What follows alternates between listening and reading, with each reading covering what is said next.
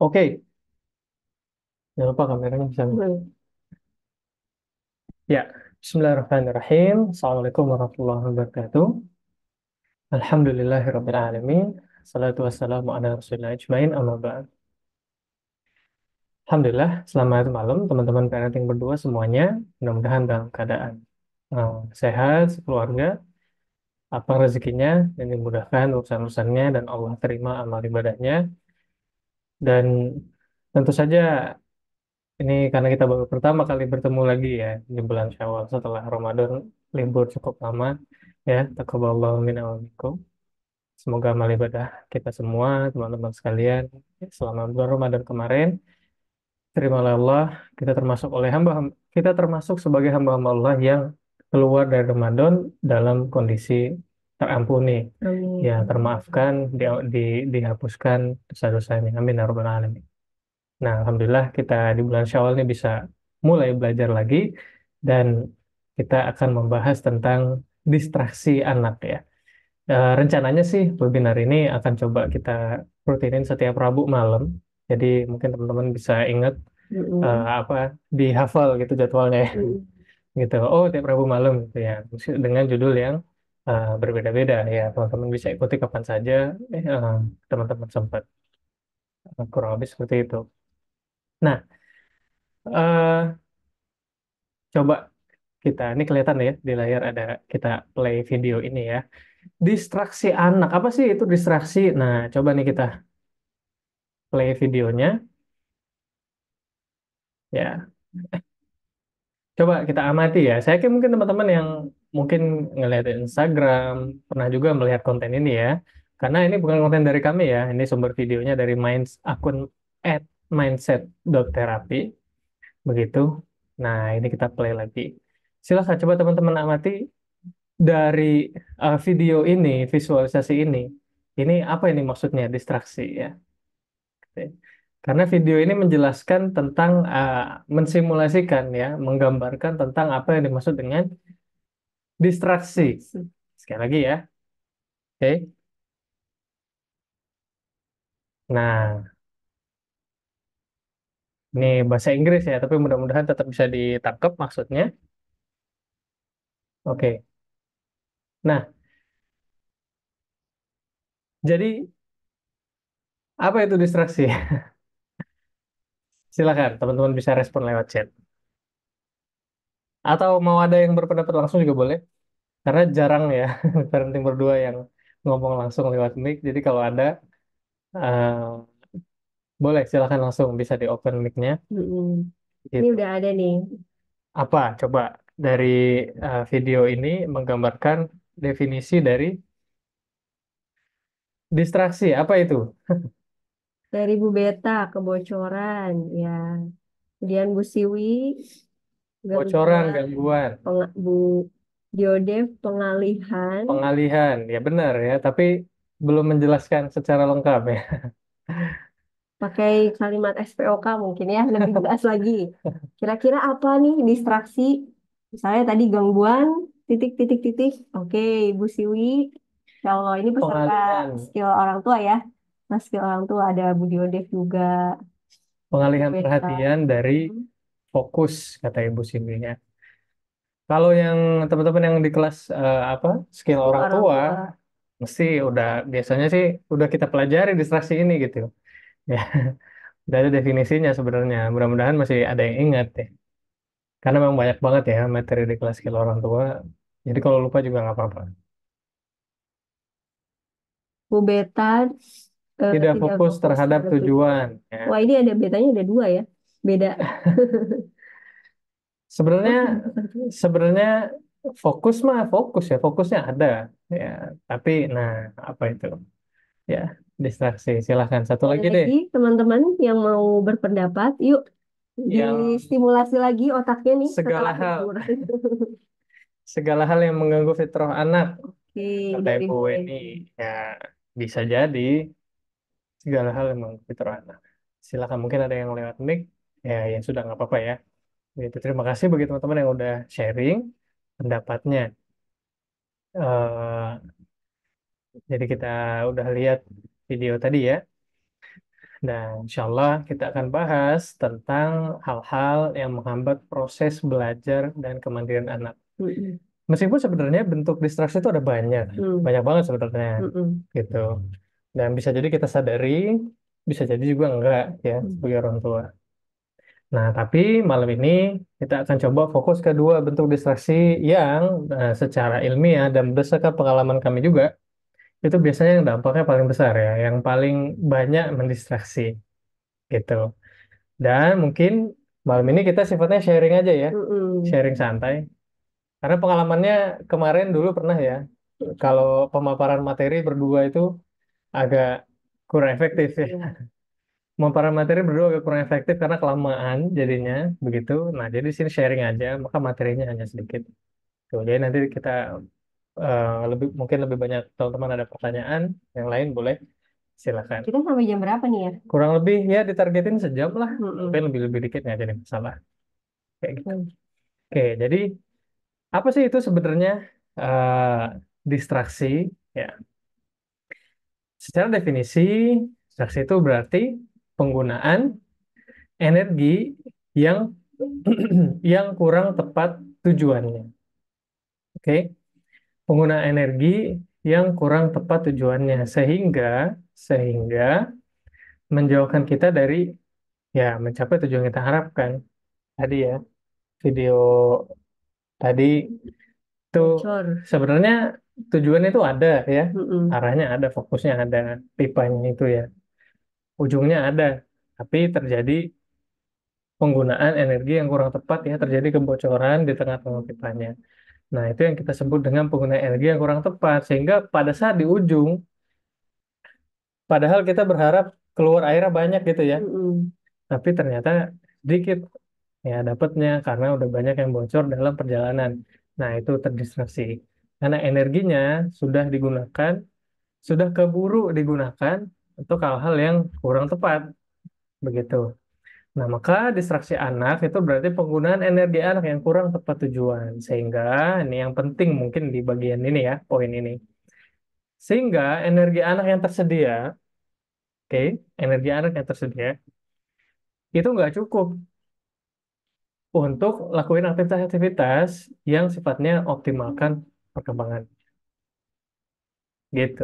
Kenapa? Karena energi anak yang tersedia udah banyak habis ya Mm-mm. digunakan untuk hal-hal yang kurang Kurang tepat. tepat, artinya kurang mengoptimalkan tumbuh kembang. Sederhananya, sebenarnya gitu aja ini definisinya ya. Gitu. Nah, simpel kok. Meskipun mungkin kalau definisinya dirasa sudah membingungkan. Oke. Nah, sebenarnya bahasa tentang energi ini cukup luas. Tapi tadi kami putuskan nggak usah Nggak kita bahas ya. dibahas. Nggak Mm-mm. usah kita bahas terlalu dalam. Sebenarnya kalau digambarkan secara sederhana dengan video air bocor itu Mm-mm. tadi sudah tergambarkan secara sederhana. Meskipun kalau kita mau perdalam, bahasa energi itu cukup luas ya. Begitu teman-teman kelas skill orang tua mungkin tahu ya, ada energi fisik, mental, spiritual, energi sosial, dan itu masing-masing energi itu juga ada turunannya lagi Mm. gitu ya. Bentuknya Mm. sangat luas sebenarnya. Nah, tapi di sini biar efektif, biar nggak terlalu luas bahasan kita, bisa difokuskan, maka kita fokus ke dalam beberapa bentuk energi dan juga distraksi yang tadi sempat kami sampaikan paling menghambat. Nah, ini apa ini Bu? Smartphone. Smartphone. Wah, ini masalahnya ibu-ibu milenial gitu ya. Ya, Sekarang adalah smartphone. Apalagi habis Lebaran gini ya. Wah, ini sharingnya nanti ya ya. Sekarang nggak giliran. apa-apa, langsung sharing aja. Oke, Ya, oke. sambil teman-teman baca. Ya, jadi Heeh. saat kita mudik kemarin ke tempatnya Teh Indah di Bandung, nah itu kan kalau keluarga di sana, ya qadarullah itu anaknya seumuran ya, Mm-mm. sepupu-sepupunya itu semua umuran, perempuan semua. Nah, tapi di sana itu rada longgar ya, smartphone, TV, ya, jajan, Mm-mm. apalagi ya, gitu. Ya khususnya smartphone lah, smartphone sama TV itu longgar banget. Ya, sehingga ketika anak-anak mudik kemarin sampai di Bandung, wah udah langsung ya Mm-mm. berantakan semuanya ya. Pagi, siang, sore, malam, itu anak-anak ngikutin rutinitas sepupu-sepupunya yang ya dari Mayoritas dari menggunakan buka mata smartphone. sampai tutup mata itu kalau nggak smartphone ya TV gitu. Kalau nggak smartphone TV. Ada sih kegiatan mewarnainya dan yang lain ya, Tapi tapi nggak banyak. dikit ya dikit banget. Mungkin awal-awal ya, Dikit. awal-awal puasa. Ya, dan itu sangat apa Mengganggu. mengganggu ya, Mm-mm. mendistraksi yang kita bilang. Ya, apa yang kita ingat ya, sholatnya jadi berantakan, ya kan? Murojaah. Baca Al-Quran juga Mm-mm. berantakan. Padahal itu masih bulan Ramadan waktu itu. Ya. Apalagi masalah aturan ya, walaupun Ya. kita di dunia parenting gitu ya, tapi kita juga sangat bermasalah gitu dengan masalah apa? Dengan menetapkan aturan. Kalau misalnya si distraksi smartphone ini masih ada gitu. Tidurnya ya Mm-mm. berantakan, nah kemarin. Ya intinya Istirahatnya. apa namanya sangat berantakan sekali agenda-agenda belajar khususnya belajar Al-Quran dan sholat itu yang jadi fokusnya di bulan Ramadan kemarin menjadi sangat berantakan. Kenapa? Hmm. Karena terdistraksi oleh smartphone. Oke. Nah, smartphone itu kenapa dia termasuk ke dalam aktivitas yang menyerap energi Menyerap. anak tidak Hmm. sesuai tujuan. Yang pertama, seperti yang bisa teman-teman lihat di sini, rasanya sih eh, nggak perlu kita jelasin panjang lebar ya. Teman-teman Mm-mm. semua, rasanya kita semua udah berpengalaman dengan distraksi smartphone. Oke, tapi mungkin yang jadi titik yang jadi apa namanya highlight saya ya, highlight kami pada malam hari ini adalah di bagian energi mental Hmm. ya. Oke. Sederhananya energi mental itu adalah fungsi eksekutif ya. Energi yang memampukan kita untuk meregulasi diri. Ya, sederhananya begitu. Energi buat mikir, ngatur diri, ya, menyerap informasi. Pokoknya tiap anak belajar, Mm-mm. belajar Fokus, Al-Quran, konsentrasi. dia belajar baca, dia nulis, ya kan? Dia apa mengatur rutinitasnya, kapan dia mandi, Mm-mm. kapan dia makan, makanannya dia memilih makanan yang sehat atau tidak sehat dan lain-lain. Ah, itu semua menggunakan energi mental. Yang kita sebut dengan fungsi eksekutif. Oke? Nah, kenapa smartphone itu sangat menyerap energi mental anak? Ya, karena fungsi eksekutif anak jadi habis digunakan untuk mengolah Informasi. informasi semua yang ada di smartphone ataupun TV. Hmm. Sederhananya begitu. Ya, jadi ya anggaplah energi itu kayak baterai lah ya, 100% gitu. Energi anggaplah energi mental anak 100% atau nilainya stoknya 100 ya, persediaannya 100. Oke. Nah, setiap kali anak ngikutin aturan kita, ya Hmm. kan? Kemudian dia berusaha ngikutin aturan kita sholat tepat waktu. Kemudian dia berusaha ngikutin aturan apa namanya makan yang sehat, nggak jajan gitu. Kemudian apalagi ya, dia berusaha ngikutin kita belajar, diajak belajar Al-Quran Hmm. dan yang lain ya. Nah itu semua menggunakan energi mental ya. Itu semua menggunakan energi mental. Ini juga nanti ada kaitannya sama distraksi yang kedua, kayak gitu. Menggunakan energi mental. Ya, jadi semua aktivitas yang membutuhkan anak untuk meregulasi dirinya menggunakan energi mental. Nah, berarti kita paham bahwa energi mental itu kan penting banget ya. Penting banget Penting ya. banget ya bagi anak-anak ya. Apalagi kita kan pengen anak-anak mandiri ya, regulasi dirinya, aturan dan yang lainnya. Ya kan? Nah, tapi masalahnya kemampuan dia untuk menganalisis, menyerap informasi ya, itu semua sudah dari Terserap. 100 itu ibaratnya mungkin kalau dia banyak main smartphone 50 sampai 70-nya udah habis digunakan untuk smartphone ataupun TV. Ya, saat anak-anak smartphone ataupun TV itu kan yang mereka kan mikir juga tuh ya, menganalisis kan. Hmm. Ya, mereka mencerna ceritanya ya. Eh, ya apalagi lah smartphone itu kalau main game juga ya mereka harus Mm-mm. mikir ya kan, menganalisis ya, mencari informasi dan yang lainnya kayak gitu. Sehingga kemudian tersisa hanya 30 misalnya gitu ya. Dari 100 tersisa hanya 30 bagi anak-anak untuk ngerjain aktivitas-aktivitas yang ya itu tadi mau optimal atau mau kembangnya. Nah, sisa 30 ini mau dipakai buat belajar Al-Quran, sholat, eh, mandi, ya, dan yang lain-lain tepat waktu, dan baca, dan semacamnya. Ya nggak cukup, ya kan nggak cukup. Oke, energi mentalnya udah habis duluan gitu. Nah, inilah yang kemudian ya kalau kejadiannya sehari, 2 hari ya mungkin nggak terlalu kerasa. Mm-mm. Ya, tapi ketika sudah Benar. kemudian udah terpola, ya kan, saat konsumsi smartphone anak-anak itu sudah sangat tinggi terjadi berbulan-bulan, bertahun-tahun. Ya, ini udah udah berapa tahun anak-anak kita terpapar smartphone, ya kan? Ya, Itulah kenapa ya kalau misalnya anak kan bilang ya smartphone itu memang salah satunya di sini tadi ya ceritanya hiburan. Kita ngerasain ya anak misalnya pulang sekolah terus ya udah diperbolehkan buat smartphone, dibolehkan buat screen time, yang ada efeknya bukan relaksasi gitu ya, bukan dia malah tambah merasa susah. tenang gitu ya.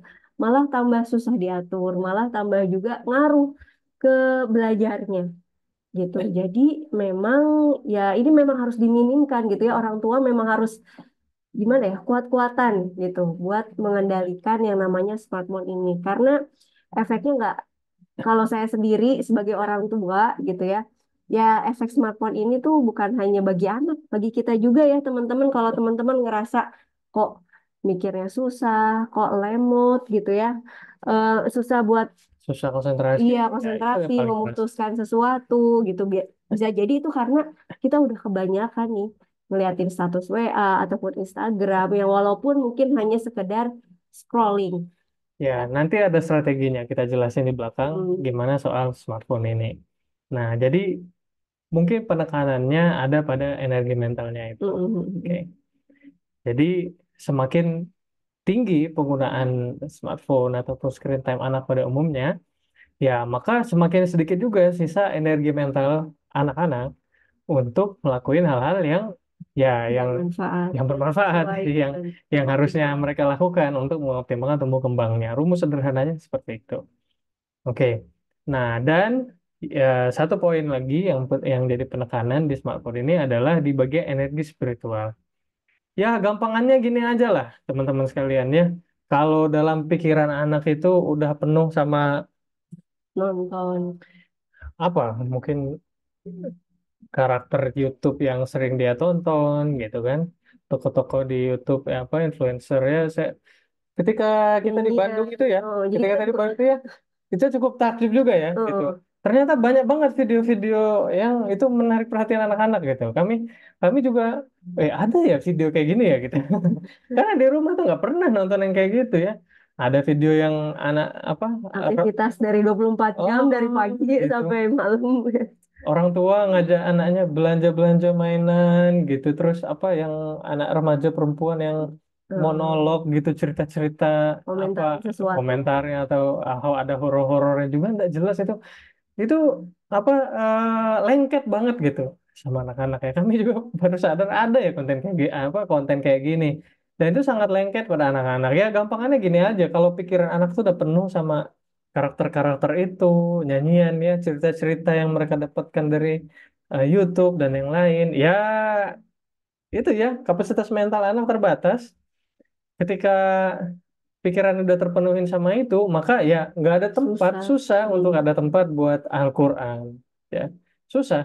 Ya, Al-Quran, sholat, ya doa, menghafal doa-doa adat, ya kisah-kisah Nabi, ya begitu itu susah buat ada tempat. Jadi gelas yang udah terisi penuh sama konten-konten YouTube dan yang lainnya atau game ya, yang mereka sangat lengket gitu ya. Nah di sekitar tempat tinggal kami hmm, ini juga ada ya pemandangan dan mungkin teman-teman juga apa melihat ya hmm, pemandangan hmm. yang sama. Mana begitu banyak anak laki-laki eh, Game suka bersama-sama. ngumpul-ngumpul bareng itu. Kalau hari libur sekolah itu dari pagi, siang, sore semuanya ngumpul main game. Nah, pikirannya semua udah penuh sama game itu. Hmm, Nah, nanti kita pakai senjata apa lagi ya? Nanti kita strateginya gimana lagi ya? Nanti gimana biar kita bisa menang ya, skornya tinggi dan yang lain. Ya udah penuh sama itu ya, nggak ada tempat buat Al-Quran. hmm. Ya, begitu. Sederhananya begitu aja. Itu sangat membunuh ya, dalam Iya, tanda kutip. Ya, betul-betul. sangat membunuh semangat keislaman anak-anak. Dan itu ya saya rasakan gitu ya, sebagai seorang ibu yang tipenya saya ini mungkin kurang tegas ya, ya merasa kasihan gitu. Pertama merasa kasihan karena anak nggak dikasih smartphone gitu. Tapi lama kelamaan ternyata ya saya terjebak juga dengan rasa kasihan itu yang malah membuat ya anak saya nggak optimal gitu ya terlihat perkembangannya apalagi di masalah regulasi emosi. Ini menarik banget nih teman-teman penelitiannya. Jadi ini studinya di Jerman ya. Jadi setiap pertambahan 1 jam screen time yang kita berikan sama anak ini akan meningkatkan 6% tingkat agresi pada anak. Agresif itu adalah keadaan anak untuk menyakiti orang lain. Biasanya mungkin anak jadi gampang mukul, gampang nyubit ya, gampang ngejailin adiknya ataupun mungkin Ya minimal lewat teriak-teriak, ya bentak-bentak, lewat verbalnya ya dia verbal, agresif verbal. susah didiemin gitu ya terus juga ya teriak-teriak bentak-bentak seperti itu jadi memang ini luar biasa efek dari smartphone yang kita rasakan ini apa jadinya ya kalau misalnya sekarang soalnya semuanya terlalu gampang ya Ya, medianya gampang banget dan sangat menarik bagi anak apalagi yang namanya YouTube Short itu ya teman-teman kalau iya teman-teman ya. yang anaknya suka nonton YouTube Short, ini luar biasa ya. Kalau kita tahu ya, ya TikTok di Cina aja untuk anak-anaknya itu memang dilarang karena itu tadi ya sangat ini ya sangat menarik sekali. Apalagi eh, Sok lanjutin. YouTube Short ya teman-teman. Kalau menurut saya teman-teman ini agak pending nih untuk Fakihanya bobo, anak-anak ya, nggak jangan ya. ikut. Karena apa? Itu tadi ya sangat menarik anak dan juga membuat anak sangat tertarik. Jadi mending nonton YouTube yang memang full film gitu kayak Upin Ipin ya daripada nonton YouTube Short karena itu sangat menarik dan bikin anak kesusahan, kecanduan untuk dilepaskan yang namanya Ya, smartphone ini. rasanya ini sebenarnya bukan hal baru ya, bukan Hmm, hal baru tentang smartphone ini. Saya yakin teman-teman udah udah paham. Hanya saja mungkin penekanannya di sini adalah kita perlu bersikap lebih serius hmm, tentang hal ini. Kenapa? Karena ya anak-anaknya usianya berapa sekarang, gitu. Ya, perjalanan ke depan itu masih betul belasan sekali. tahun, puluhan tahun. Ya, mereka terpapar smartphone. Lah kita, ya kami aja, ya kayak kita yang 30-an ini terpapar smartphone baru berapa? Ya, 10 tahunan. Ya, baru baru 10 tahunan. Besok main aja nggak apa-apa. Heeh. Oh, Tapi jangan di kamar. mainnya di luar dulu ya. Ya, anak-anak belum ngantuk katanya. Ya udah, oke. Ya, anak-anak sebenarnya udah biasa tidur sendiri ya, tapi kadar lain belum ngantuk. Gitu. Jadi perjalanan anak masih panjang. Kita aja baru 10 tahunan, mungkin ya terpapar kan smartphone itu baru naik-naiknya 2010 ke atas ya, Hmm. gitu kan. Nah, kita sendiri udah ngerasa kan dampaknya gimana ke kita gitu. Sedangkan anak-anak nih dari usia berapa? Ya dari lahir udah smartphone Iya, gitu ya. betul, Masya Allah. Nah, dari belum setahun udah kena smartphone. Jadi ini dampaknya dia akumulatif sifatnya. Ya, jadi kita perlu bersikap sangat serius Iya, terhadap hal ini. Gitu. Nanti betul. strateginya Sama-sama gimana? ya, teman-teman. Oh, strateginya gimana nanti kita coba Karena pakai. ya ini ya, ini juga terjadi ya. Kita masukin sekolah kita ke sekolah yang menghafalkan Al-Quran gitu ya. Ya, itu jadi percuma gitu dengan adanya smartphone juga 50-50 kan sangat sulit juga anak buat menghafal ya, kerasa banget. Ya, Itu juga bagi orang tua sih, ya. ya, oke. Nah, itu distraksi, Smartphone. salah satu distraksi terbesar yang nampaknya paling besar ya terhadap tumbuh kembang anak dan juga terhadap kita Iya, tadi ya betul kata ya. Tenda Masya Allah. gitu. Jadi smartphone. Nah, kemudian, nah ini adalah distraksi, smartphone itu adalah distraksi yang datang dari luar ya, Hmm. dari benda, dari smartphone-nya gitu. Nah, tapi kadang-kadang sebagai orang tua kita juga menjadi sumber distraksi bagi anak. Nah, maksudnya gimana? Nih, Tenda coba jelasin. Oke, jadi gini ya teman-teman, sebagai seorang ibu kita pengen ya anak kita tumbuhnya optimal. Kita pengen anak kita nurut, ngikutin semua hal ya. Banyak ya yang namanya aturan itu dari bangun tidur sampai tidur lagi, aturan mandi, makan, sekolah, pakai baju, terus juga aturan smartphone dan lain sebagainya gitu. Jadi yang namanya terlalu banyak aturan ini ternyata menguras energi mental anak gitu ya. Setiap kali anak berusaha mengikuti aturan itu menggunakan energi mental ya, teman-teman. anak berusaha buat eh, ngikutin Kakaknya kita buat murojaah itu menguras energi mental mereka karena pada dasarnya apalagi anak-anak usia dini ya mereka belum mampu untuk mengikuti aturan mereka itu sangat impulsif mereka pengennya ya yang dia inginkan terus gitu ya apalagi ya tadi ya anak usia dini nah oke ini kita ngasih banyak aturan dari aturan mandi ayo apalagi diancam ya mandi harus jam segini terus kemudian sekolah harus jam segini kemudian makan kita aja misalnya seorang istri ya dikasih aturan yang banyak dari suami gimana rasanya ibu nanti harus masak ibu pulang sekerja saya pengen udah ada makanan udah pengen ada cemilan udah pengen ada ini itu apa yang terjadi teman-teman yang terjadi adalah kita sebagai seorang istri juga stres, apalagi juga anak-anak. Mungkin kita merasa bahwa itu harusnya anak mampu, gitu ya. Padahal ini adalah beban bagi anak. Kapasitas energi mental anak terbatas, apalagi anak usia dini.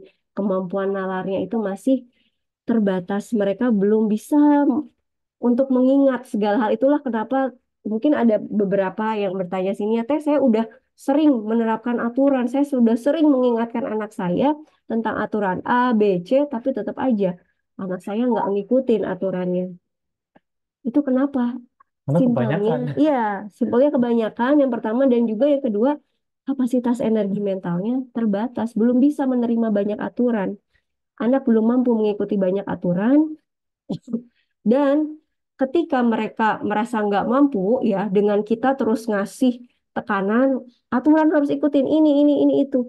Yang muncul adalah stres Stress respon. response. Nah, kira-kira menurut teman-teman untuk anak-anak, apa sih contoh stres responnya anak? Coba stress response itu apa kira-kira? Silakan, silakan teman-teman bisa share lewat chat atau yang mau mic-nya disampaikan secara langsung boleh juga. Oke, Ibu Beta.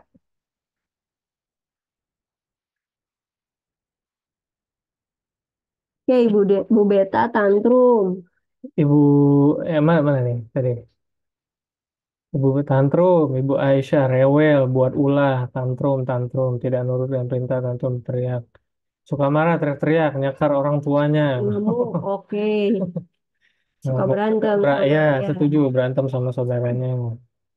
Apalagi, Insya Allah. ya. Jadi itu semua adalah stress response sebenarnya ya. Perilaku benar teman-teman semua sampaikan sini. Itu perilaku-perilaku ini sebenarnya adalah stress response. Stress response itu apa sih? Yaitu cara anak merespon kondisi stres mereka. Ya, Hmm. oke. Kayak kita stress response, stres. eh Misalnya apa stres banyak kerjaan, terus Hmm. kita ngeresponnya dengan misal saya ngeresponnya dengan cara eh, Scrolling, jajan misalnya, jajan. Hmm. makan yang manis-manis misalnya gitu. Nah itu stress respon namanya. Scrolling, ya Hmm. stres. Aduh kerjaan banyak banget. Nah, atau lagi berantem sama suami, berantem sama istri, kemudian kita respon dengan cara scrolling atau kita nonton, ya sampai berjam-jam. Itu namanya stress response, ya. Jadi cara kita merespon eh, stres atau beban tekanan yang kita rasakan. Nah, itu stress responnya anak nih begini ya. Jadi seringkali, jadi kalau kita nemuin anak berperilaku menantang, tantrum Hmm. dan yang lain seperti yang teman-teman sampaikan, coba dirubah mindsetnya. Oke, anak saya bermasalah karena dia mukul-mukul nyakar-nyakar. Bukan begitu caranya. Ya, ketika anak mukul-mukul nyakar-nyakar itu sebenarnya mereka sedang ada stres dan mereka Hmm. meresponnya dengan perilaku seperti itu. Nah, yang perlu kita kenali adalah stresnya apa, Hmm. bebannya apa. Stresnya apa, penyebabnya apa Ya, gitu ya. dan salah satu yang paling sering itu karena ini tadi ya, terlalu banyak Banyak aturan. aturan. Terlalu banyak aturan yang kemudian orang tua seringkali juga ketika banyak aturan terus negakinnya itu dengan cara ya yang Marah-marah. diancam gitu atau dikit-dikit nggak boleh ini gitu ya gitu. Dan ini terjadi ya sama anak saya yang pertama karena waktu itu terlalu banyak aturan, akhirnya dia ngomong. Ibu ini selalu banyak ngatur ya.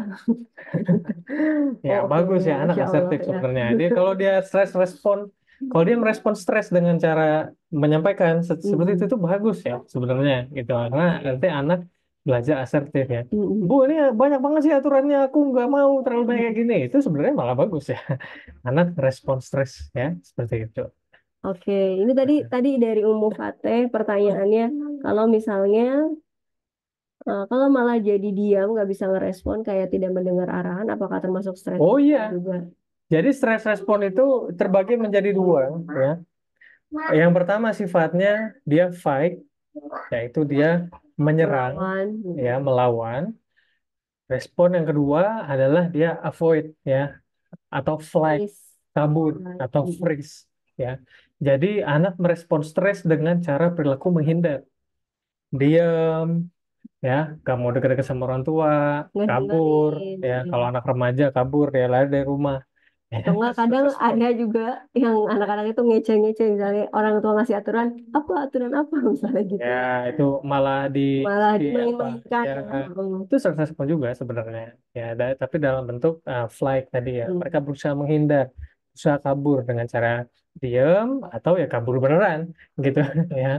Nggak mau ngikutin aturan yang udah dijelasin aturan-aturan, tetap aja nggak diikutin. Ya nggak mau dia dengar. Dia pura-pura kita ngelihatnya, oh seakan-akan kayak ini aturan anak ini kayak nggak ngerti ada aturan, bukan nggak ngerti, ya Hmm. ngerti, tapi mereka flight, mereka kabur ya dari beban aturan itu. Nah, jadi tadi Tenda sempat sampaikan aturan itu beban. Ya, Hmm. tapi bukan berarti anak itu nggak boleh dibebani. Ya. Ya, aturan itu ya itu bagian dari belajar tumbuh kembang anak. Hmm. Ya, tapi bebannya harus sesuai dengan kapasitas anak gitu aja. Oke, sesuai dengan kapasitas anak. Jadi gampangannya ketika anak udah banyak nunjukin stress response, Hmm. artinya aturannya udah Udah mulai banyak. terlalu strict, udah Hmm. mulai terlalu banyak. Nah, terus gimana? Berarti nggak boleh banyak aturan. Terus gimana anak saya belajar mandiri gitu? Apa dibiarin aja tanpa aturan gitu kan? Oke, nah Nah, inilah kita bahas solusinya nih ya. Kita bahas. Jadi teman-teman. tadi ada distraksi dua apa aja tadi Bu distraksinya? Yang pertama Smartphone. smartphone, yang kedua terlalu banyak aturan. Nah, itu aja ya, simple ya teman-teman. Ingat Ini kalau yang paling ngelihat umum ya. kalau ngelihat anak mulai tantrum, mulai marah-marah, oh kita lihat nih, apakah karena smartphone-nya kebanyakan atau ternyata kita terlalu banyak ngasih aturan gitu. Betul banyak. Dan bagaimana caranya? Nah, ini adalah strategi yang kami sebut dengan DND. Ya, DND, bukan do not disturb ya. Kalau di hotel tuh ada DND, do not disturb ya. Nah, atau di smartphone juga Di ada. smartphone. Tapi ini detox and declutter. Ya, detox and declutter. Oke, Udah kayak ini. Hmm.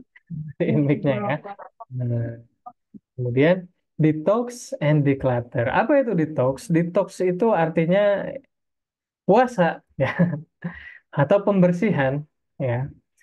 Detox, detoksifikasi ya, pembersihan dari racun.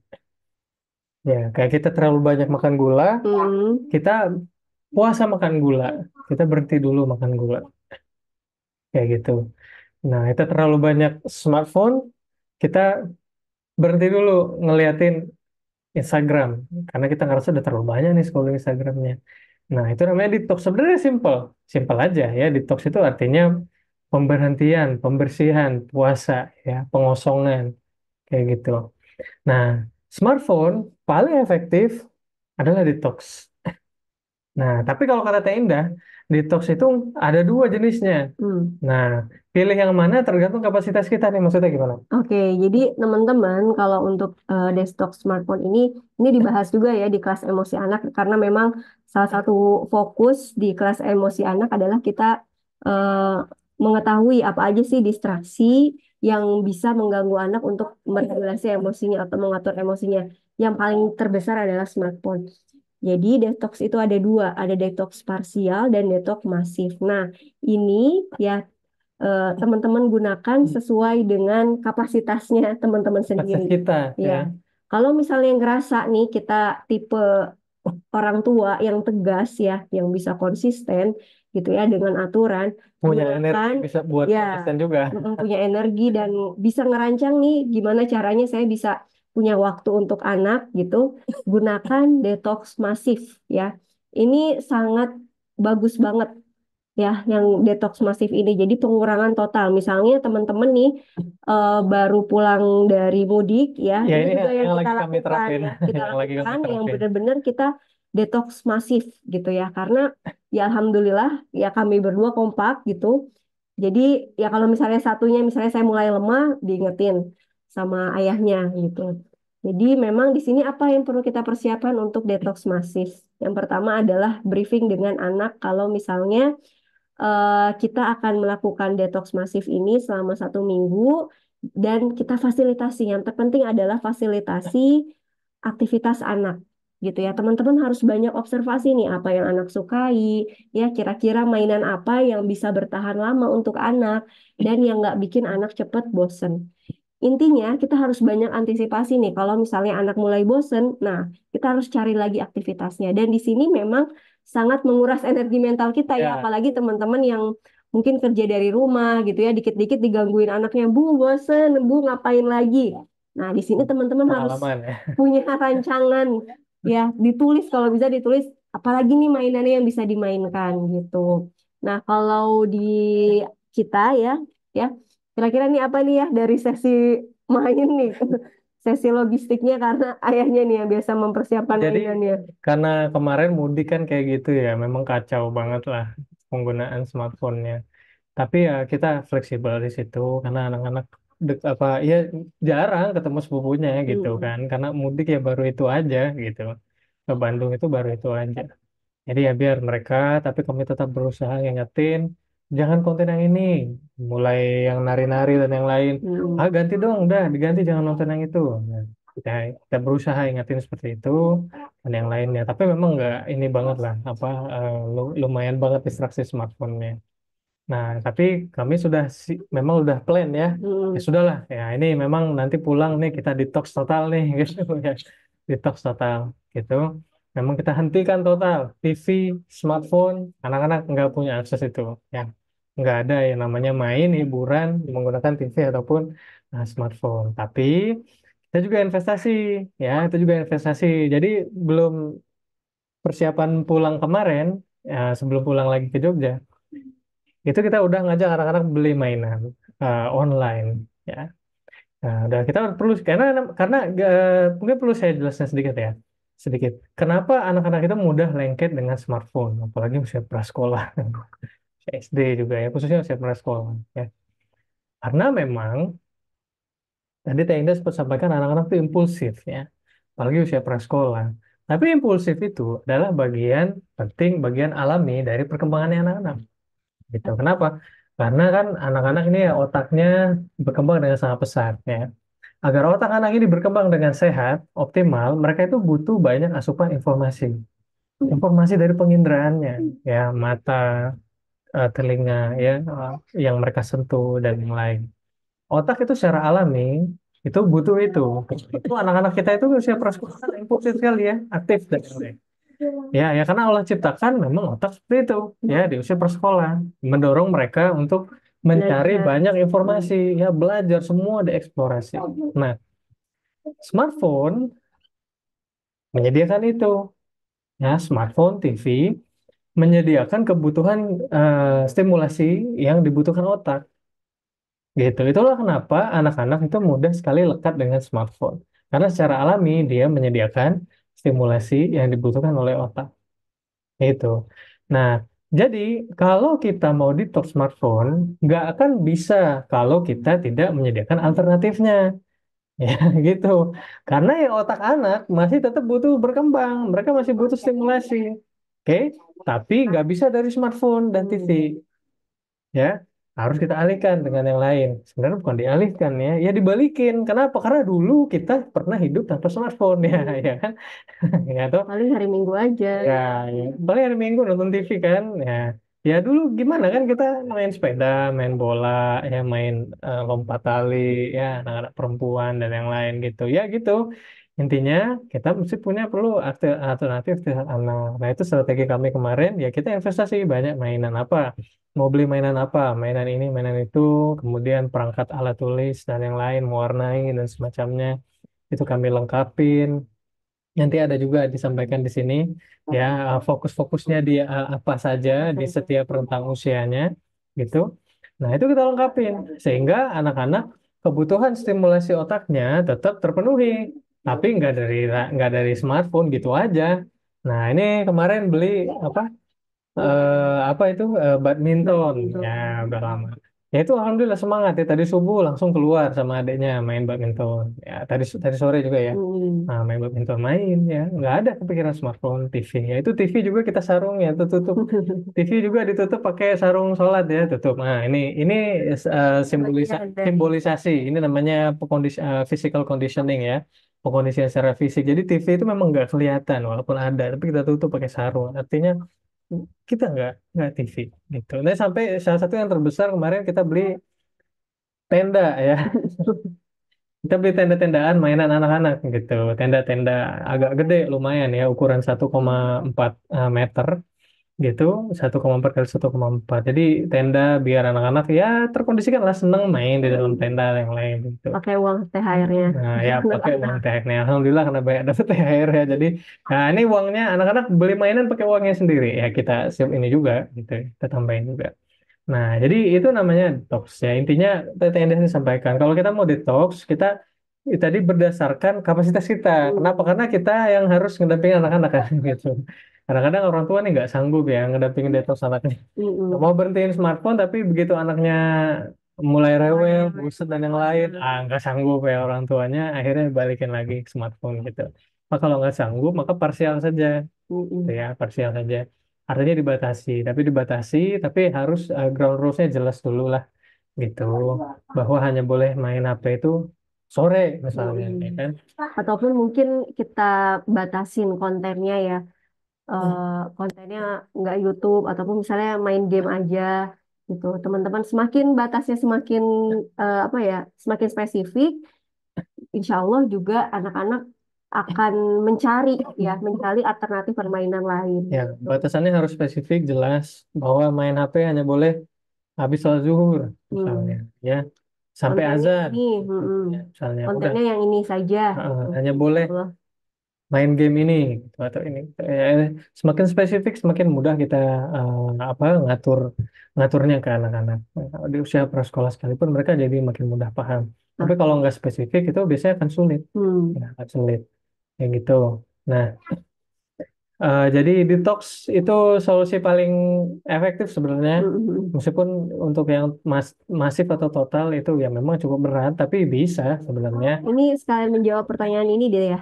Berarti anak-anak Anak-anak tidak rumah sama sekali dengan smartphone. Sorry, pertanyaan dari siapa? dari via Via Umu Atifah Oh ya. iya, Berarti anak tidak percaya sama sekali dengan smartphone, walaupun menonton tontonan film, acara edukasi, atau apakah ada batasan usia? Bagaimana yang perkembangan teknologi sekarang ya, bagaimana menggunakan smartphone? Ya, karena itu Ibu Via Umu Atifah ya. Karena teknologi, karena perkembangan teknologi ya, itu sulit sekali lepas dari kehidupan kita Hmm. saat ini. Maka ya kita kontrol yang bisa kita kontrol, gitu.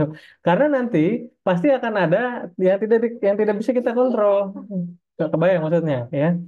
Nanti dari teman-temannya, ya kan? Hmm. Mungkin dari sekolah apa gitu ya, sekolah mulai pakai laptop dan yang lain, misalnya itu. Nah itu kan yang sulit kita kontrol, ya kan? Ya sudah, ya situ mah ya sudah biarin aja. Hmm. Ya itu kan bagian yang nggak bisa kita kontrol, ya kan? Ya, berarti kan tetap direkomendasikan untuk hal-hal yang memang bermanfaat ya. Kayak misalnya nonton edukasi atau sesekali ya teman-teman nih, yang nggak apa-apa untuk hiburan, asal ini ingat yang nggak boleh itu kalau misalnya tiap hari rentangnya udah lebih dari misalnya 2 jam, 3 jam dan anak kelihatan kecanduan, nggak pengen lagi aktivitas lain, nah itu harus kita batasi. Ya, mungkin saran saya dilihat stres responnya anak, Hmm. ya. Saat ini kondisi emosional anak itu gimana? Ya, apakah baik, stabil, kemudian mereka mudah ngikutin aturan dan yang lain. Kalau lagi kesusahan, saran kami detox dulu, Hmm. gitu. Ya, tapi kalau anak udah mulai bisa lebih baik regulasi emosinya, Mm. regulasi dirinya. Kalau Terus udah di, di briefing sama kita tentang ya aturan. kalau aturan-aturan tuh udah mulai enak ya ngikutinnya gitu ya dan yang lain. Nah, boleh mulai kita terapkan yang parsial saja gitu. Jadi dilihat kondisi anak saat ini gitu. Tapi kalau anak lagi banyak tantrumnya, ya nangis-nangis nggak jelas, marah-marah nggak jelas dan yang lain. Nah, ini yang sampai membuat kita bingung. Saran kami sih detox masif dulu ya. Jadi ya harus siap memang ya kehidupan tanpa smartphone, at least di keluarga kita aja Hmm. gitu. Karena nanti di luar anak-anak pasti kena, pasti, pasti. Tapi kita kontrol yang ada dalam kontrol kita gitu. Nah itu ini sangat penting gitu ya. Bukan berarti anak-anak nanti di luar nggak boleh gitu ya, nggak bisa lah ya. Namanya di luar ya itu faktor-faktor yang nggak bisa kita kontrol pasti akan kena. Tapi Kami juga masih memberikan smartphone ya. Kalau misalnya ya buat kondisi belajar kita pergi ya, kita ya pergi. kondisi tertentu kadang kami harus pergi anak-anak tetap boleh, tapi itu juga sangat dibatasin ya. Nah, itu juga karena anak-anak udah tahu, ya, udah tahu apa aja yang boleh ditonton, ya kan? Dan apa namanya berapa lama kita pergi dan yang lain. Nah, itu karena anak udah terbiasa dengan aturan itu. Nah, makanya dikenali dengan kondisi anaknya Oke, saat ini. terakhir ini batasan usianya intinya eh, smartphone itu boleh diberikan dari anak usia 2 tahun. Jadi 2 tahun ke bawah itu nggak boleh. Baiknya jangan ya dikasih smartphone. Nanti banyak efek negatifnya lah ke speech delay, terus juga ke motoriknya. Biasanya ngaruh gitu. Ya, itu rekomendasi apa WHO aja. Sebenarnya itu Hmm. udah benar ya, karena udah ilmiah sebenarnya begitu. Untuk anak 5 sampai 6 tahun itu boleh 60 menit ya, teman-teman dari usia 2 sampai 5 tahun itu sekitar 30 menit per harinya gitu. Ya, di lebih sedikit lagi Iya, dari itu tentu lebih lebih bagus. baik. Kayak gitu ya. Oke, Nah, ini mungkin sedikit ya. Nanti kalau ada gambaran tentang ada pertanyaan tentang detox boleh. Nah, lalu yang kedua tadi adalah tentang distraksi terlalu banyak aturan. Caranya adalah dengan decluttering aturan. Nah, ini gimana nih maksudnya? oke. Jadi teman-teman kalau misalnya kita ngerasa kita ini banyak aturan sama anak ya dari pagi udah ngasih aturan eh, mandi ya, makan, terus juga screen time-nya, belajarnya. Coba teman-teman fokuskan ke hal-hal yang memang penting dulu untuk anak-anak. Karena apa tadi ya? Sudah dijelaskan bahwa kapasitas Kapasitas otaknya, mentalnya. kapasitas mentalnya itu terbatas. Jadi kita mending fokus ke hal-hal yang kata Pak Aldi tadi bisa kita kontrol aja. Ke hal-hal yang nggak bisa kontrol, seperti kalau kami ya, ya udah teman-teman bisa lihat di layar. Ya ini yang kita kontrol. Yang lain seperti misalnya aturan mandinya, terus juga aturan Fleksibel. mainnya gitu ya. Kita memang fleksibel dan berusaha untuk fleksibel. Padahal kan pengennya kita perfeksionis ya. Anak harus pulang segini ini. Tapi ya udah itu nggak bisa kita kasih ruang buat anak karena tadi kalau terlalu banyak diatur, anak juga bondingnya pastinya akan ngaruh sama kita ya, akan berkurang gitu. Jadi teman-teman untuk usia prasekolah ini penting banget untuk dicatat Saran ya. dari kita ya. Heeh. Ini saran dari kita, Rekomendasi. fokusnya di literasi bahasa Indonesia. Ingat literasi ini nggak hanya baca ya. Literasi ini banyak juga Nulis. ya teman-teman nulis, terus juga hal-hal yang berhubungan dengan kertas karena qadarullah anak kami ya baca ya suka sih ya, tapi mungkin pada saat tertentu aja nggak sampai keranjingan banget, malah lebih sukanya dengan aktivitas kertas gitu dan itu memang kita Gunting-gunting, nempel-nempel sediakan. Iya, jadi buat teman-teman jangan sedih prakarya. gitu kalau ngelihat anaknya, kok teh anak saya nggak seperti yang ada di story-story Instagram yang anaknya baca terus. Bisa jadi ya karena anak sukanya ke hal yang lain gitu. Dari sisi motorik halusnya dia lebih 40 suka. novel ya. Biasanya mungkin dia lebih suka untuk ya itu ya apa menggambar, terus juga nempel-nempel itu juga bagian dari literasi. Terus yang kedua adalah literasi Quran, ikronya, terus juga murojaahnya dan ini adab ya teman-teman apalagi anak usia prasekolah. Jadi adab dan dialog iman ini ternyata menurut para ulama itu nggak ada yang mana paling duluan. Dua-duanya memang perlu kita ajarkan sejak dini.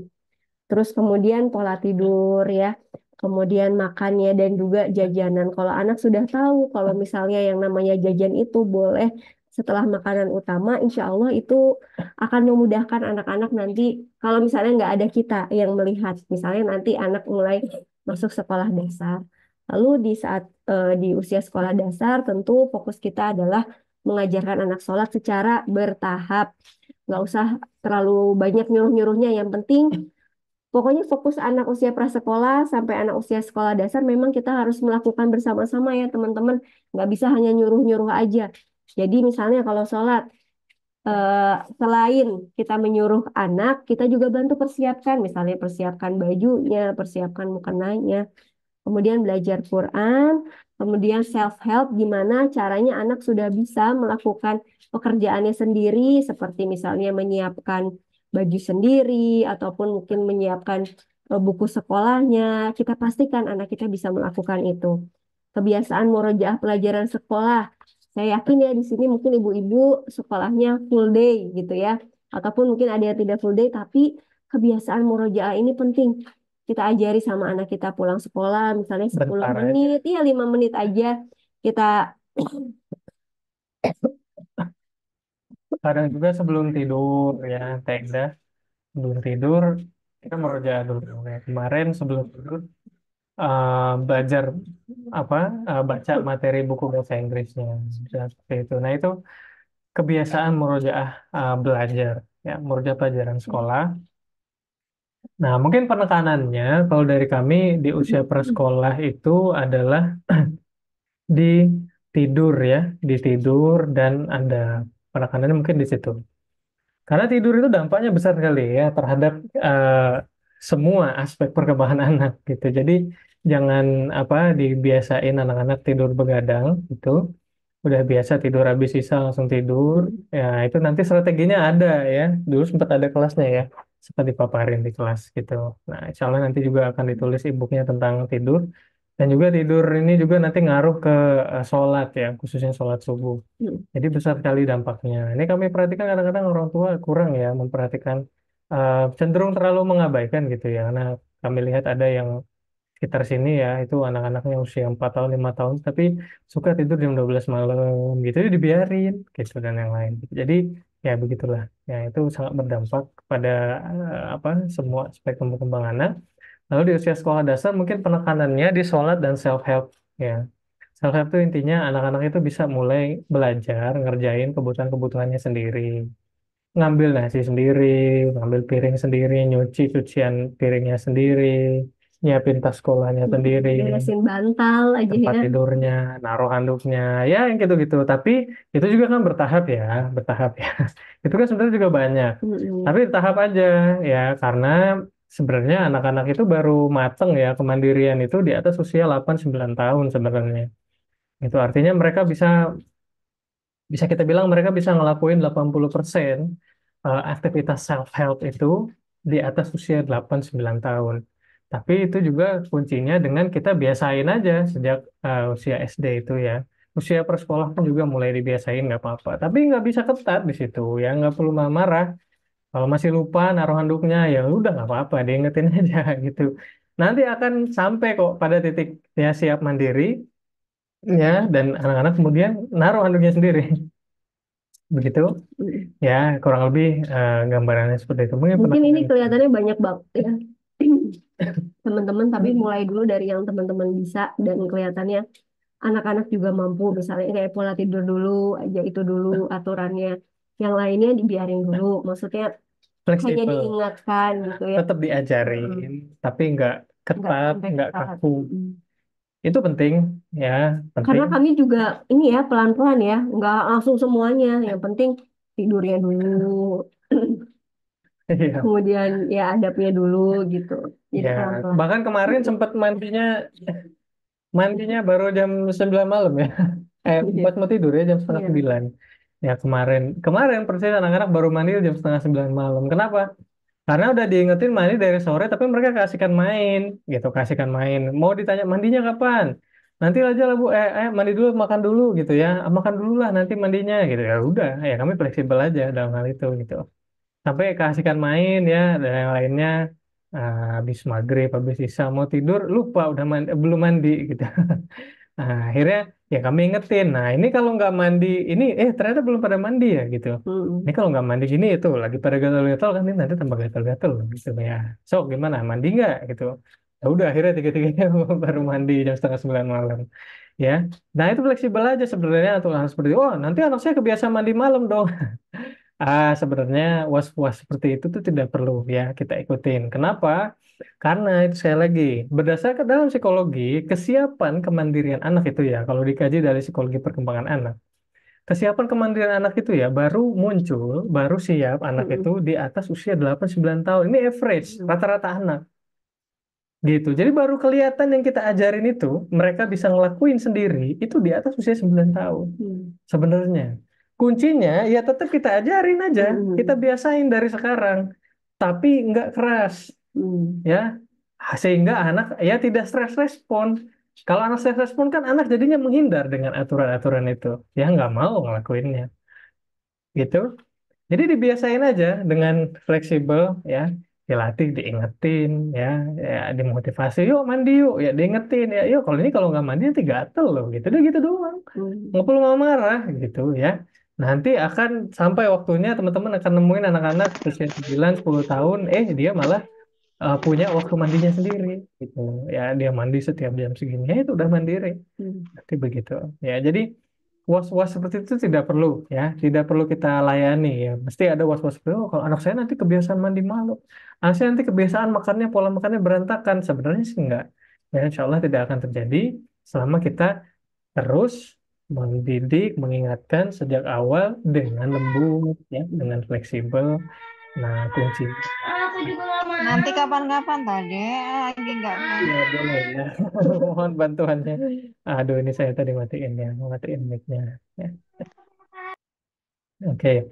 Nah, kurang lebih Seperti itu, seperti itu teman-teman ya. teman-teman. Silahkan.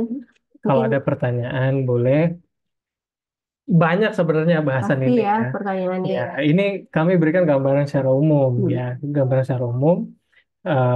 Mudah-mudahan bisa memberikan sedikit arahan karena kita perlu arahan umumnya dulu ya. Baru nanti kita mau fokus di mana, nanti bisa kita perdalam dalam webinar-webinar selanjutnya atau juga dalam e-book yang insya Allah akan kami sediakan dan juga khususnya di tentang nanti emosi, detox ya. Kemudian membangun rutinitas anak supaya stabil emosinya. Nah, ini ada nanti Teh Indah bahas di dalam Kelas kelas emosi si anak. anak. Jadi ya teman-teman, insya Allah di kelas emosi anak ini memang kita susun secara sistematis gitu ya. eh Kadang ada yang bertanya, teh anak saya gini gini gini punya masalah gini gini gini. Nah, sebelum itu gitu ya, kita sebagai orang tua harus tahu dulu nih, apakah kita sudah mendampingi anak sesuai mendampingi perkembangan emosi anak itu di tiap usianya karena itu sangat menentukan bagaimana perkembangan anak perkembangan emosi anak misalnya di usia 8 tahun itu harus bertahap gitu ya harus kita dampingi 2 tahun harus apa 3 tahun harus apa itu nanti kita akan pelajari dasar-dasar emosinya dan di sini juga kita akan belajar ya yang kedua di bab duanya adalah jadi pelatih emosi terkadang orang tua kebingungan ya gimana sih membangun skill komunikasi dengan anak dan apa aja sih skill-skill yang perlu orang tua miliki ya untuk bisa meregulasi emosi anak. Nah, di sini nanti kita fokus ngebahas gaya komunikasi orang tua, kemudian pola asuh karena dua hal itu yang sangat berpengaruh ke kemampuan regulasi anak. Dan yang ketiga adalah gigih mandiri. Gimana caranya kita nih ya eh, kita ngajarin anak ya agar anak punya skill bisa meregulasi emosinya gitu. Sendiri Ya, ya ketika kita nggak ada. kita nggak ada dan ya dia bisa asertif, dia bisa mandiri Misalnya gitu. ketika di sekolah, ketika sama Mm-mm. teman-temannya. Nah, gimana sih kita membekalinya? Nah, itu akan dibagikan nanti oleh Teh Indah dalam kelas emosi anak. Ini berdasarkan apa namanya psikologi, psikologi termasuk juga ada referensi Islamnya dan yang pasti juga lebih ke aplikasi-aplikasinya. Kalau di Mm-mm. kelas parenting berdua lebih kepada langkah-langkah Fokus. ngelatih skillnya. Kita nggak ke banyak bahas teori di kelas-kelas khususnya di kelas emosi anak ini ya nggak banyak teorinya, tapi langsung kepada langkah-langkah aplikasi proses latihannya itu seperti apa ya ibarat. langkah belajar resep masak itu kan, langkah-langkah memasak itu gimana? Pertama Mm-mm. siapkan ininya, kedua ininya gitu ya. Kurang lebih kalau di kelas parenting kedua tuh lebih banyak begitu ya, nggak terlalu banyak bahas teori karena ya buat apa gitu. Yang kita perlukan langkah praktisnya seperti apa gitu ya. Ini kan bukan apa, kita kan orang tua ya, bukan mahasiswa psikologi yang butuh banyak pemahaman Kuliah. teori. Kayak gitu, insya Allah sebenarnya materinya sudah lengkap, semuanya sudah ada.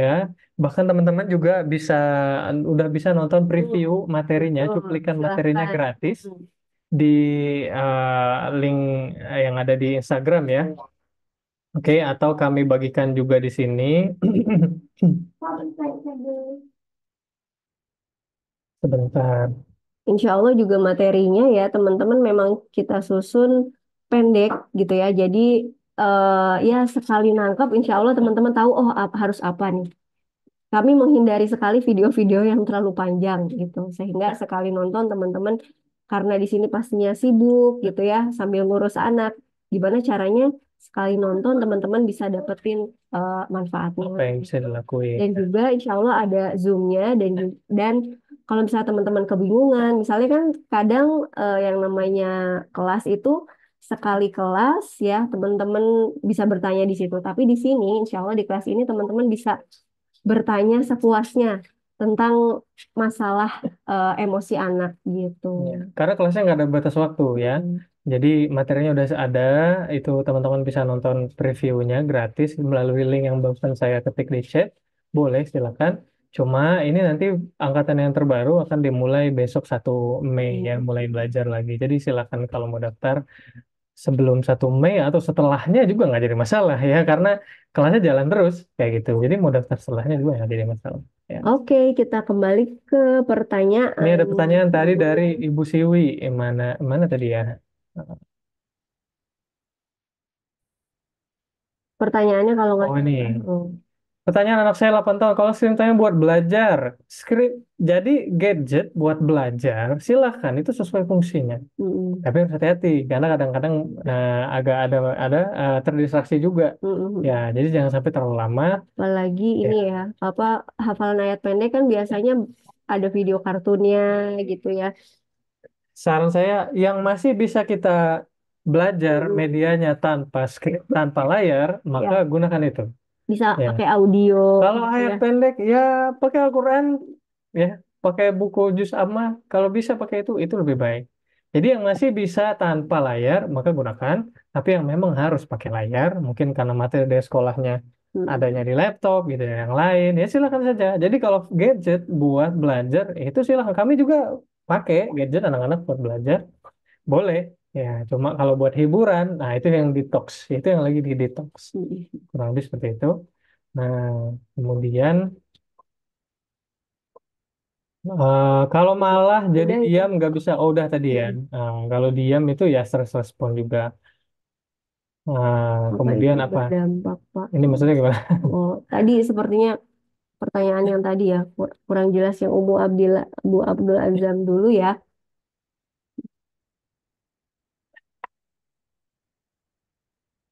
Nah, bagaimana tips dari Umu Abdullah Azam ya? Ini pertanyaannya.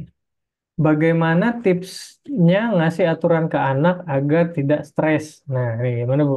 Oke, gimana ngasih tips, ngasih aturan ke anak agar anak tidak stres tadi? Berarti aturannya jangan kebanyakan gitu. Pertama, jangan Jangan kebanyakan. kebanyakan, jangan juga terlalu berat buat anak. Misalnya aturan murojaahnya sehari harus 2 surat gitu ya, 3 surat. Kali. Kita lihat dulu nih kapasitas anaknya apa. Dan juga ini sebenarnya dibahas juga ya di kelas emosi anak yaitu iringi yang namanya kasih aturan itu karena aturan ini adalah bisa dibilang bebannya anak, iringi dengan interaksi positif. Energi. Hmm. Jadi gini teman sekalian, Ya, ini sedikit boleh. sampaikan oleh Teh Indah.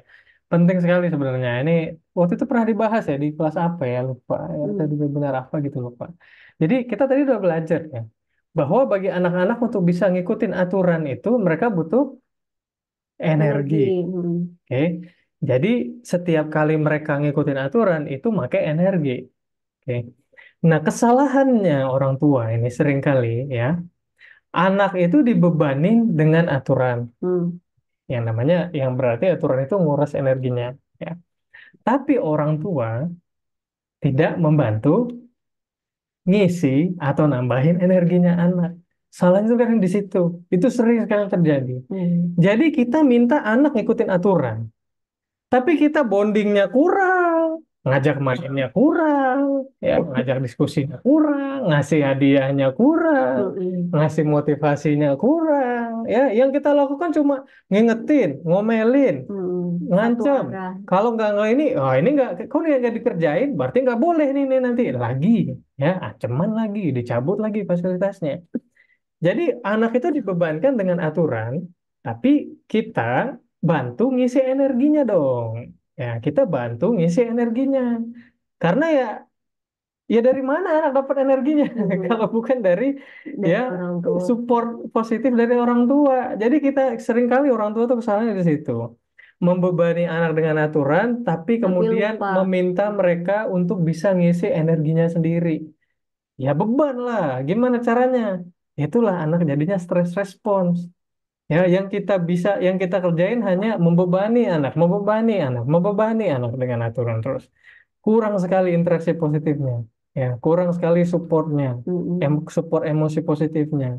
Kurang sekali bondingnya, hadiahnya, main barengnya, ya, rewardnya itu. Ya mana?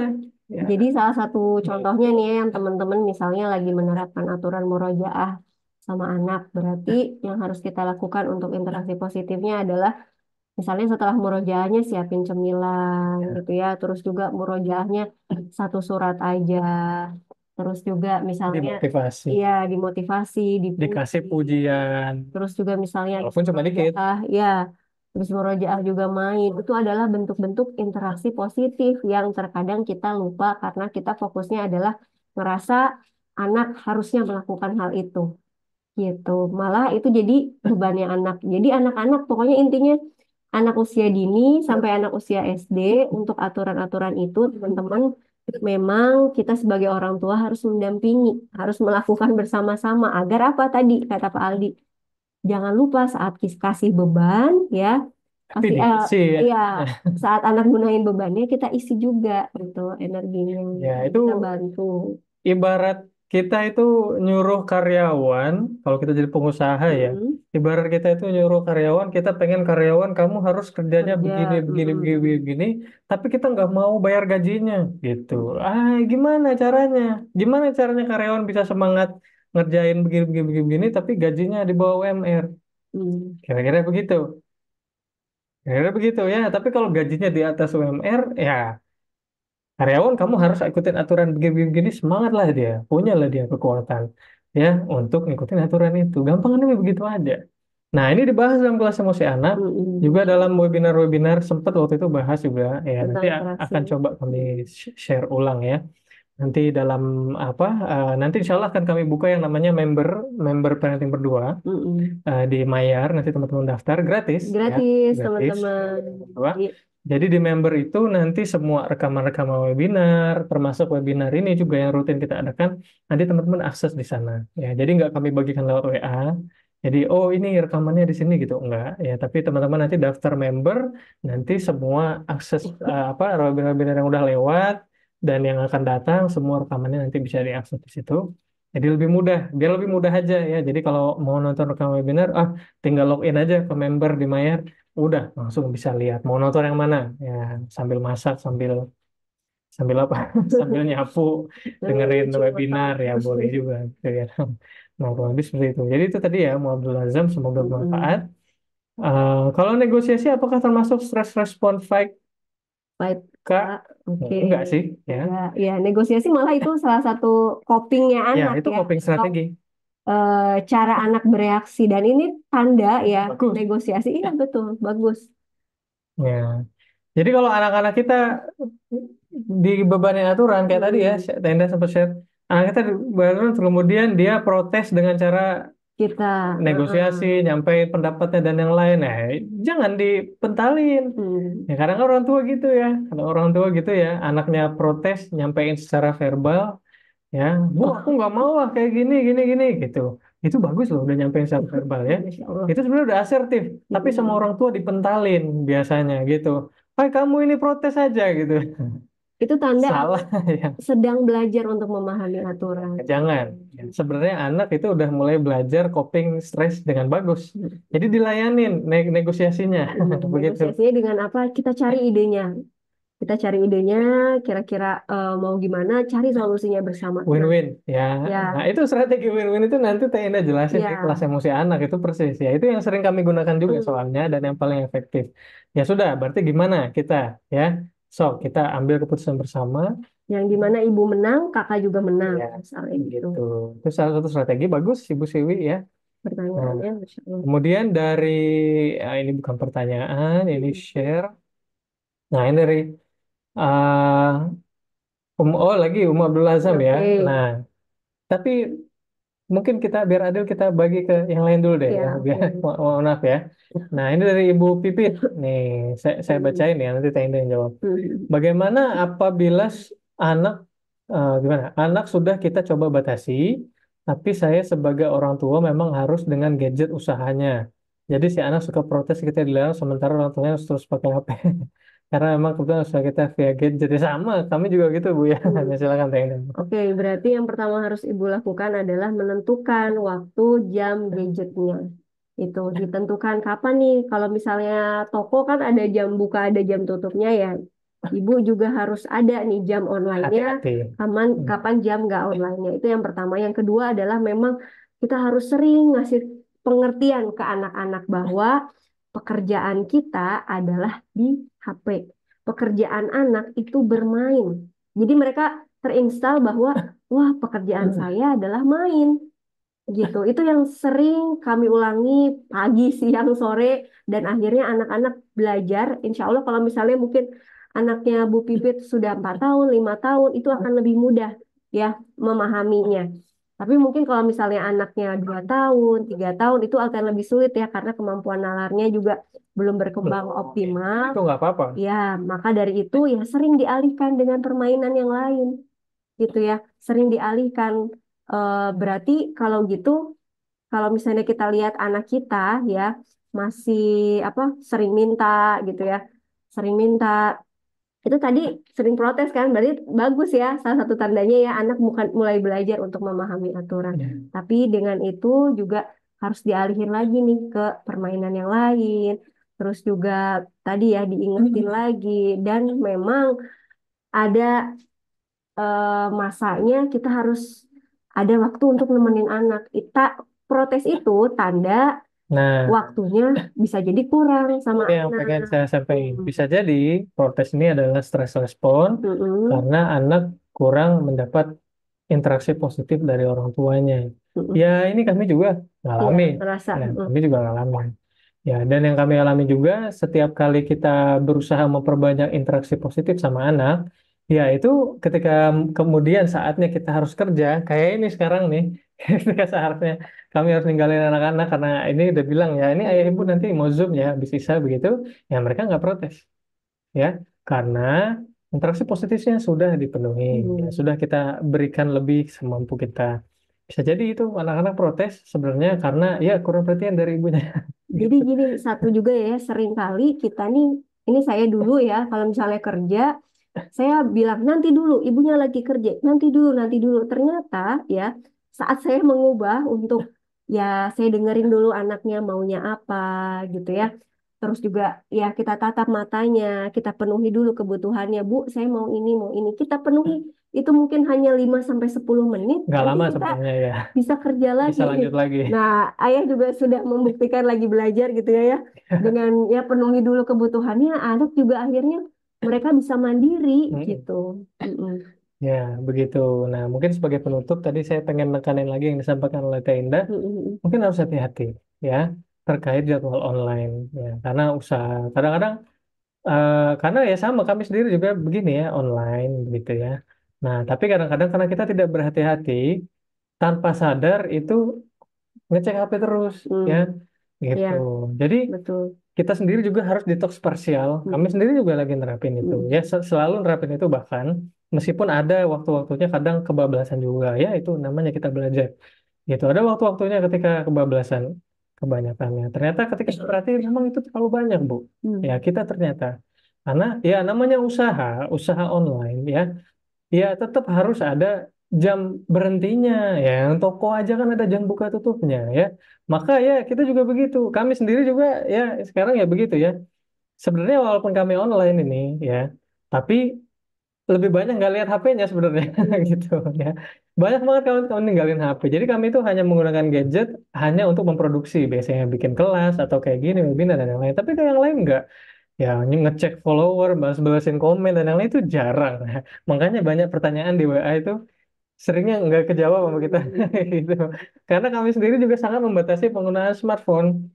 Kalau nggak dibatasin kayak gitu, ya, ya itu jadi bablas. Hmm. Ya, karena usahanya online, nggak ada jamnya, nggak ada jadwalnya, bablas. Jadi ngecek HP terus tanpa Hmm. sadar Hmm. kayak gitu. Dan salah satu juga strategi yang mungkin yang bisa digunakan adalah menggunakan beberapa aplikasi yang memang kita taruh di laptop ya, gitu. Kita misalnya seperti apa ya, eh seperti ini Ya, ini to-do Microsoft list, ya, List dan yang gitu ya. lain. Ya. Terus juga beberapa hal ya udah kita taruh di laptop, yang di HP jangan Jadi nggak diinstal perlu pakai juga. HP Mm-mm. gitu, jadi di laptop aja.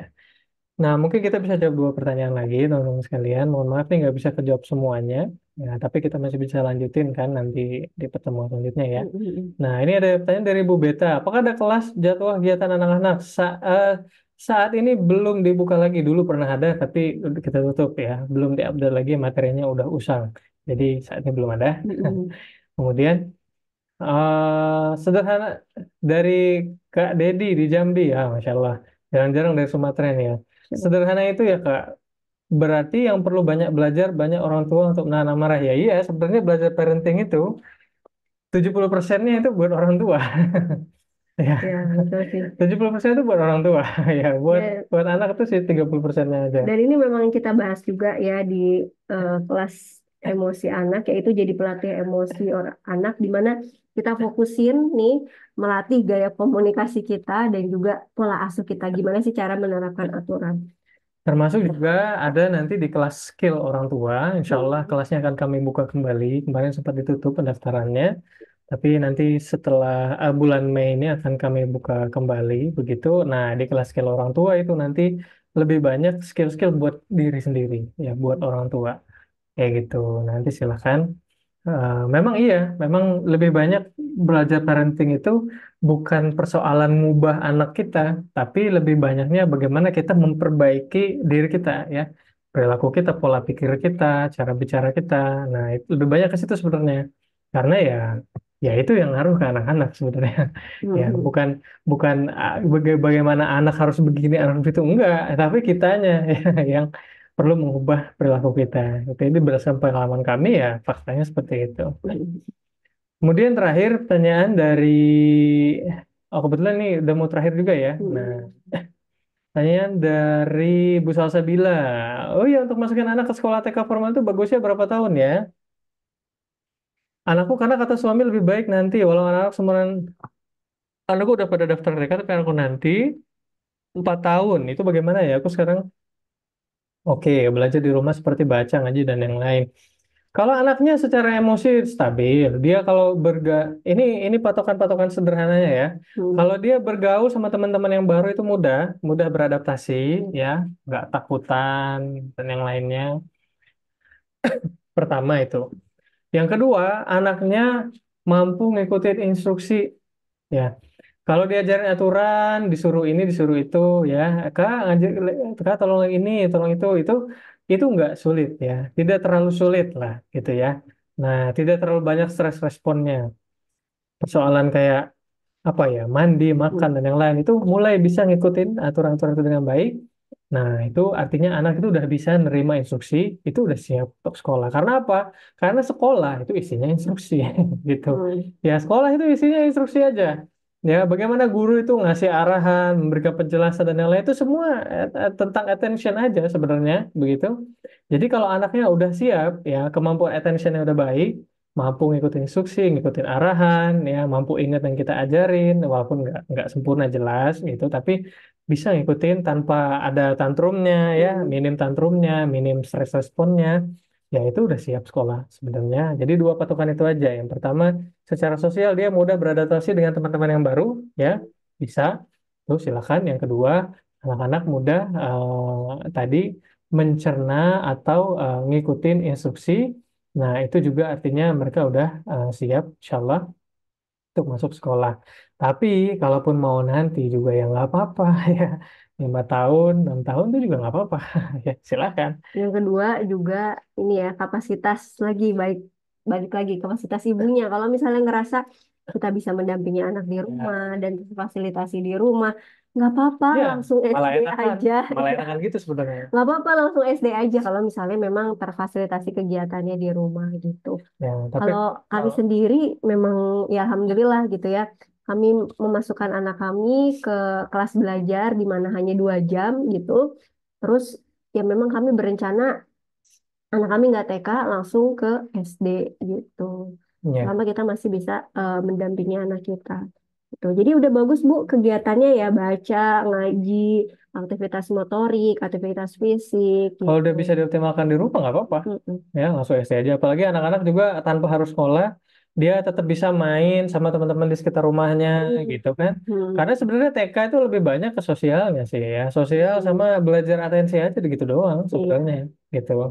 Ya, kebutuhan sosial. Jadi kalau anak-anak udah punya temen main di sekitar rumah, ya nggak perlu TK nggak apa-apa sebenarnya. Ya, Sama menjaga kesehatan mental ibu sih. ya, Kemudian kan kalau anak TK gitu ya. ya benar. Nah, jadi mudah-mudahan bisa membantu. Kemudian terakhir dari Bu Astri, jika ada yang terlewat sesuai dengan jika ada yang terlewat sesuai dengan usia emosi anak, apakah harus memulai dari awal? Bukan memulai dari awal, tapi ya checklist yang belum dikerjain, gitu aja sebenarnya. Mm-mm. Ya, jadi dan itu nggak apa-apa. Oh, anak saya ketinggalan. Ya, iya, iya, faktanya memang ketinggalan. Gitu ya. Ya tinggal dilanjutin aja. Jadi ada anak-anak yang 8 9 tahun masih suka tantrum. Kenapa? Karena ternyata kurang kita ajarin untuk negosiasi, ya Mm-mm. kan? Kurang kita ajarin untuk mengenal emosi dan lain-lain. Ya sudah, dikerjain itu. Mm-mm. Ya, walaupun usianya sekarang udah 8 tahun, 9 tahun, nggak apa-apa. Itu normal. Ya, normal. Bukan ketinggalan. Nggak. Ya, tinggal diterusin saja checklistnya. Insya Allah malah justru bisa lebih cepat ya ngikutin. Karena kan 8 9 tahun ya, kok udah matang ya. Mm-mm. Udah lebih matang seperti itu. Sehingga ketika diajarin regulasi-regulasi, cara-cara regulasi emosi, nah, itu apa namanya lebih mudah anak nyerapnya gitu ya dibandingkan ketika diajarin di masih usia prasekolah gitu misalnya. Ya, jadi nggak apa-apa. Ya, itu nggak jadi masalah. Oke, mungkin itu teman-teman sekalian. Mohon maaf ini Mm-mm. nggak Nggak bisa bisa banyak semuanya. dijawab semuanya ya. Ini evaluasi buat kami. Mudah-mudahan di kesempatan lainnya Terakhir mungkin nanti ya. bisa lebih eh, cepat penjelasannya. Ya, ini dari Nah, Bu itu Sulis. beda. Enggak, ini saya mau nambahin aja Bu Sulis. Yuk ikutan kelas skill orang tua, insya Allah. Bagaimana jika saya dan suami tidak sinkron mendidik anak ya? Di skill orang tua, kita fokus dulu nih ke diri kita Buat diri sendiri. kita sendiri. Nanti mudah-mudahan dari kita yang berubah, suami juga ikut berubah. Ya, itu Gitu. normal seperti ini ya. Masalah tidak sinkron ini sebenarnya tidak perlu dipusingkan.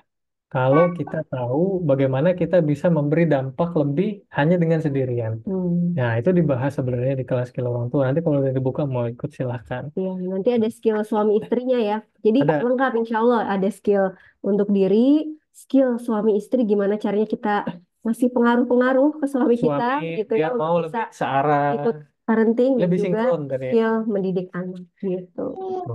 Lebih seperti itu, teman-teman sekalian ya. Insya Allah nanti kita ketemu hari Rabu depan dengan tema Mm-mm. yang berbeda, bahasan yang berbeda.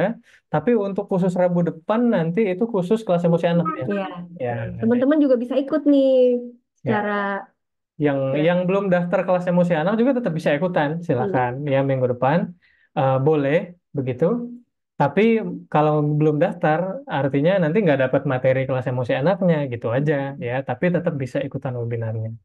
Nah, ini dari Bu Astri sebaiknya fokus yang mana terlebih dulu, skill orang tua atau emosi anak? Orang tua, ya. Orang tua kalau dari saya sih orang Mm. tua gitu. Nah, apa namanya? Karena tadi ya belajar parenting 70% itu orang tuanya Mm. dan emosi anak itu eh, pengaruh terbesarnya, influence-nya dari emosi orang tua. Hmm. Kayak gitu. Tapi dilihatlah kebutuhannya. Kalau misalnya saat ini anak kebutuhannya urgent, ya sedang ada masalah urgent terkait emosi, ya Hmm. silakan ke emosi anak dulu. Karena ya ada sebagian kelas skill orang tua yang ada di sana, tapi nggak semuanya begitu. Tapi Oh, kalau dirasa tidak urgent kebutuhannya, ya anak saya alhamdulillah masih cukup baik lah, saya mampu ngelola emosinya. Tapi ada beberapa yang sedikit bermasalah. Nah, boleh fokus ke diri sendiri dulu bisa. Kalau ada yang urgent ke emosi anak dulu, misalnya seperti itu. oke. Nah, oke, mungkin itu aja Masya Allah. untuk Ya. sekalian ya. Terima kasih atas kehadirannya Hmm. sebagai sebagai penutup dari kami.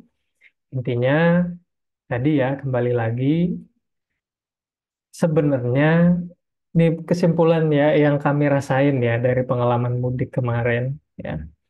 Seben, eh, Sebelum mudik dan setelah mudik, kami menemukan bahwa sebenarnya anak-anak itu mampu untuk mandiri, ya, Hmm.